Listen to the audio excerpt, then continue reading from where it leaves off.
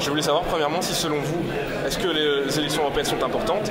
Et deuxièmement, comment allez-vous faire pour faire en sorte de faire voter les gens? Pour nous, chez Veolia, les élections européennes sont tout à fait primordiales. On l'a vu avec le traité austéritaire qui a été voté récemment. C'est un traité qui garantit complètement la possibilité qu'ont les 28 États membres de l'Union européenne de concevoir leur budget et de l'équilibrer selon les besoins qu'eux ont enregistrés démocratiquement. Donc c'est même la démocratie qui est en jeu. Ce qui se joue au niveau européen aujourd'hui, c'est un véritable putsch financier. C'est la mise sous tutelle des États par des pouvoirs financiers qui sont pas des pouvoirs élus, qui sont souvent des pouvoirs occultes et qui sont souvent aussi des pouvoirs complètement irrationnels parce que gouvernés par la spéculation et tout ce que ça contient d'aléatoire. D'accord, et pour continuer sur le thème de l'Europe, quel type d'Europe voulez-vous pour plus tard? C'est-à-dire, préférez-vous une Europe confédérale, fédérale? Et dans ce cas-là, pourquoi?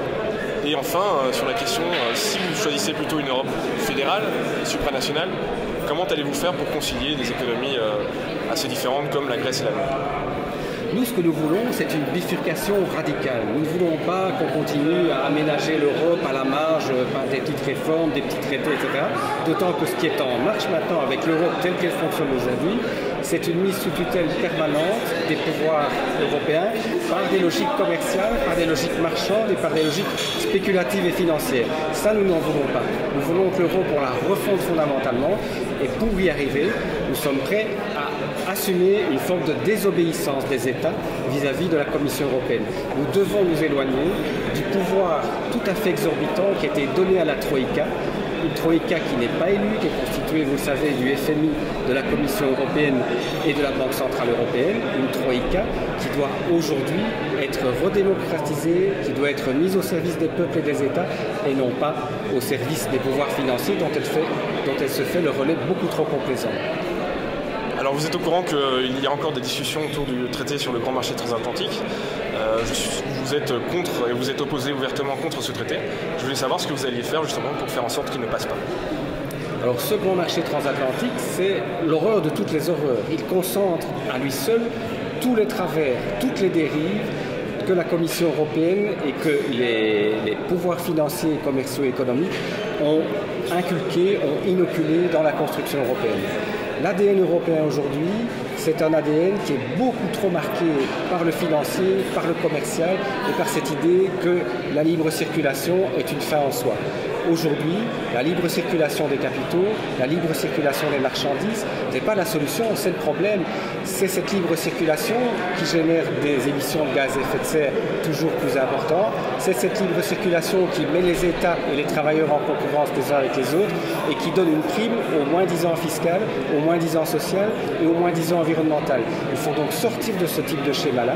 Il faut construire une Europe effectivement fédérale, une Europe au-dessus des États, mais une Europe qui soit fondamentalement repensée et refondée sur des logiques de convergence vers le haut et pas sur des logiques de nivellement par le bas grâce à la mise en concurrence de tous contre tous au nom de libre marché, au nom de la libre circulation des capitaux et des marchandises. Ce type de paradigme est un paradigme qui doit être dépassé.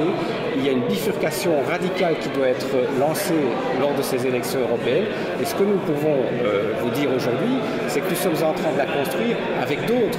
En Grèce, en Espagne, en France, en Allemagne, d'autres partis sont réunis au sein de la gauche unitaire européenne au Parlement européen, au sein du parti de la gauche européenne et du réseau écosocialiste d'action européenne, autant de partis qui convergent dans cet esprit de bifurcation radicale et de sortie du modèle dominant néolibéral et capitaliste sur lequel l'Europe s'est malheureusement beaucoup trop construite au cours des 30 dernières années.